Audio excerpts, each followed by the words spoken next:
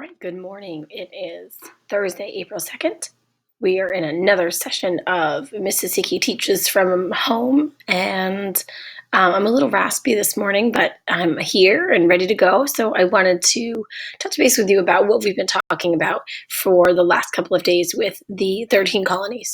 So I've asked you to look at a project where you look at the three regions of the colonies that started here in the United States. And we looked at first New England. So I want to go a little bit through what we've been talking about and what you've been researching on your own with the colonies, and then get you set up for today's last assignment, which is, of course, the Southern colonies. So let's start with New England. And I'm sorry, my voice is raspy this morning. I will drink lots of coffee while we're talking. But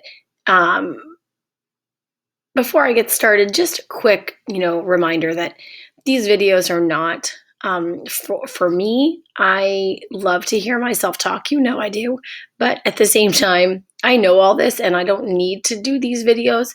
I do them because I want to help you and I want to be part of your learning experience still. So I do these videos because it does give you very clear directions. Just like when we're in the classroom and I say, we spend that 20 minutes at the front of the room talking at the whiteboard, and then we go off and do an activity. Those 20 minutes that we spend at the whiteboard really help you to understand what it is you need to do. These videos are the same thing. I'm giving you information. I'm walking you through step by step. We're brainstorming. We're really getting ourselves thinking and prepared so that you can go off and do the activity. So please do watch the videos the entire way. Again, we're finding that the videos are not being watched completely. And I can tell you, remember that Mississippi has a YouTube channel for all these videos, and it does tell me who is watching. I'm sorry, it does not tell me who is watching. It tells me how many number of people have viewed my video.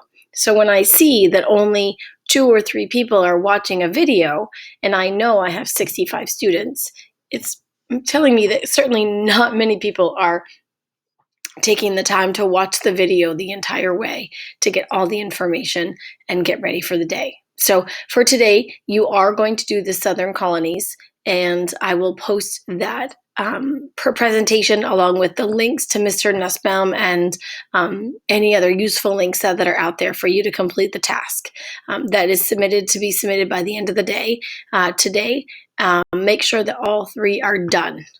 So with that said, if you're still watching, I'm going to go through the information from the New England colonies and the middle colonies right now. So if you struggled with anything in the last couple of days, my goal is to straighten those out for you and hopefully give you any information that you were missing. So bear with me as we delve into a little bit of early American history.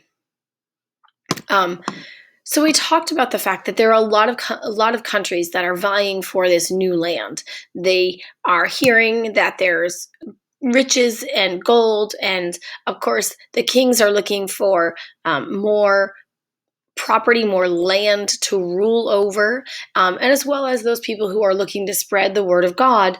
Those are all motives, all reasons why explorers, in addition to the I'm successful and I'm a conqueror, and those people who are looking for that fame, are going out and looking to start new colonies. And so we, of course, know about Massachusetts. There's a lot of famous stuff that happens there in Plymouth Rock. And so we're going to talk a little bit about starting with Massachusetts, but let's talk about how they get there. Here's a really cool copy of the Mayflower Compact. And what I like about this Mayflower Compact is that it gives you some really cool information, or I like the way it's kind of written. You can see that they kind of go back in and they, I'm trying to play a little bit here. They show you that here, this faith, they're adding them in. You can see there's sort of these little notes on this saying, oh, nope, we're going to add a little bit more information in. We're going to, it's kind of, you can see they're editing as they're going along and talking and coming to some agreements. So here's what it kind of looked like and how they would have written their agreement. So let me just go to a cleaner picture because it's a little hard to read there. So, in name of God, amen. Um, so having undertaken for the glory of God in the advancement of the Christian faith and our honor of the king and country, a voyage to plant the first colony in the northern parts of Virginia. So they're going to Virginia. That's their goal. That's where they're headed as they set sail from England. Do by these presents solemnly and mutually in the presence of God and one of another, covenant and combine ourselves together into a civil body politic for our better ordering and preservation and the furtherance of the ends aforesaid. So back up, what does that mean? So they're agreeing in the eyes of God, in the eyes of their country. They're agreeing with each other. A covenant is a agreement between people, and they're agreeing to work together in a civil body. Civil meaning they're not arguing. They're going to find a way to do this so that everyone is going to be able to be successful here. They're agreeing to this compact, to these rules of how they're going to engage once they get there. And by the virtue hereof, to enact, constitute, and frame such just and equal laws, ordinances, acts, and constitutions and offices from time to time as shall be thought most meet and convenient for the general good of the colony, unto which we promise all due submission and obedience. So they're saying, listen here, we agree that we're going to work together to work on behalf of the people. We're going to have to meet from time to time, and we're going to have to do it in when it's a time for convenient for everyone. They're really just trying to lay out some very good ground rules. Everyone has a say. We should make sure it's not done in secret. They're really trying to say, okay, we want this to be successful. So this agreement, as you guys have already looked at, is really important. It's one of the first documents that is put together as they're coming to the United States, that they're coming with an idea of virtue and civics and government that includes other people and that is done with everyone in mind and not just those people who are in power or have money.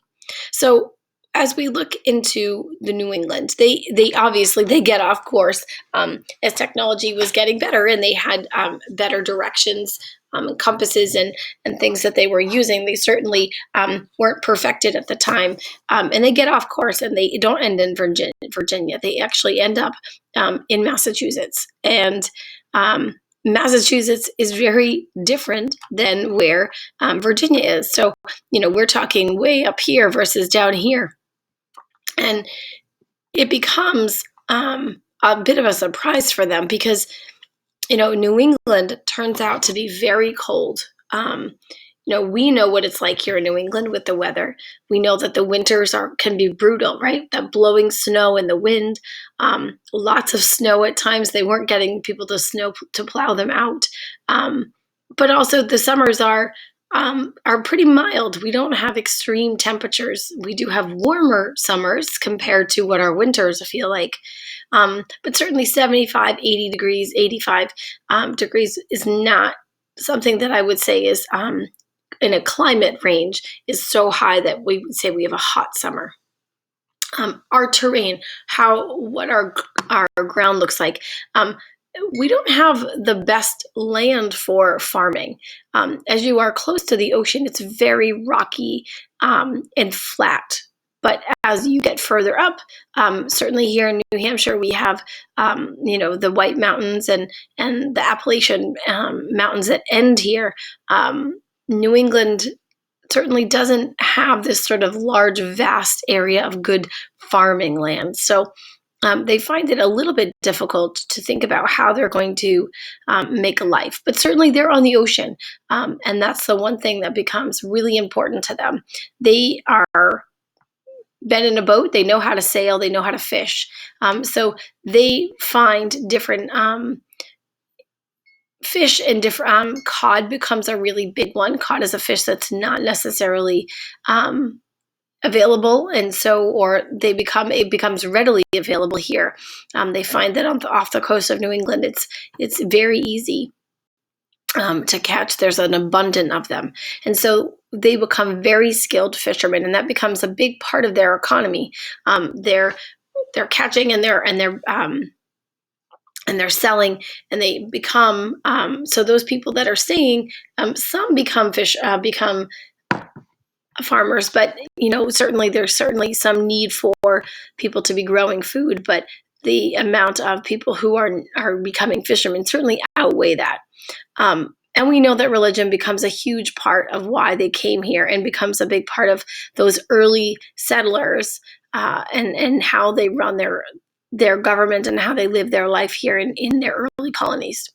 So let's move on and let's talk about Massachusetts, as we talk about the two different colonies that become settled in Massachusetts. Bear with me here as I go back another page.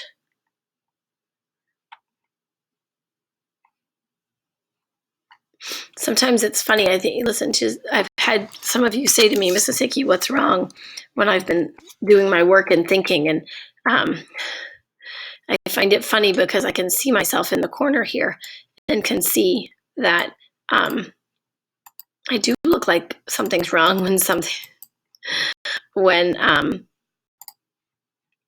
I'm thinking. My brain is very focused here. All right, what's going on here?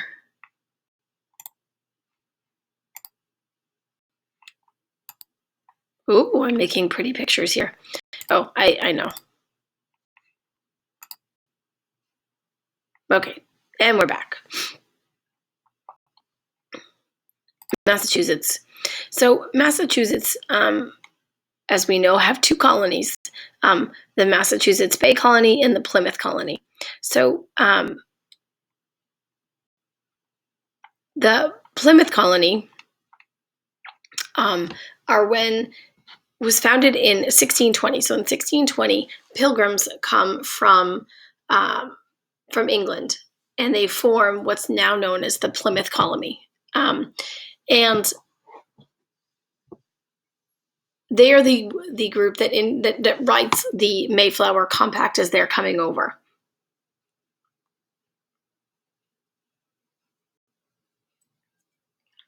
Sorry, needed some coffee.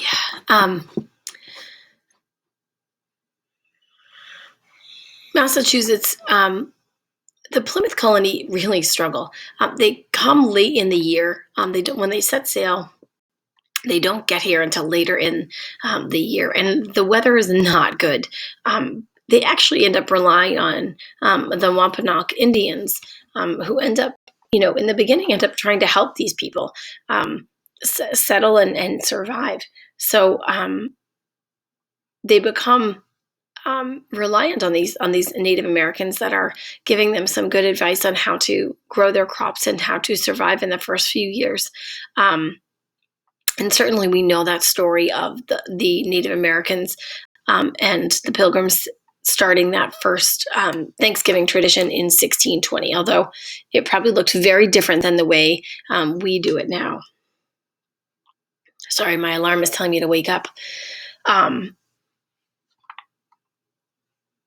So we have the Massachusetts Bay Colony, the Plymouth Colony. And so let's go back here for a second.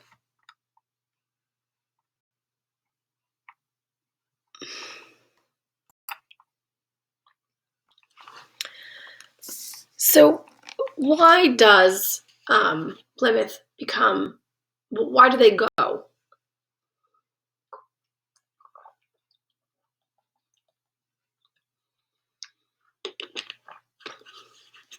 So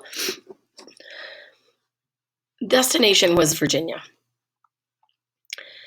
So the one thing you need to realize with the Plymouth Colony is that these people were leaving England because they did not want to be part of the Church of England anymore. In England, there was rules about they had to be part of the King's Church. And these people were, we call them Puritans, and they wanted to get away from the freedom of the English church. Sorry, I cannot talk this morning. So they left England. This says there are 35 pilgrims. They boarded the Mayflower with 67 other passengers and set sail for Virginia in September of 1620. So again, not the best time of the year to be sailing. It's not warm. We're going into hurricane season. We know that now. They certainly didn't know that then. November 11th, they set sail. They reach we now know as Cape Cod. So they didn't make it to Virginia.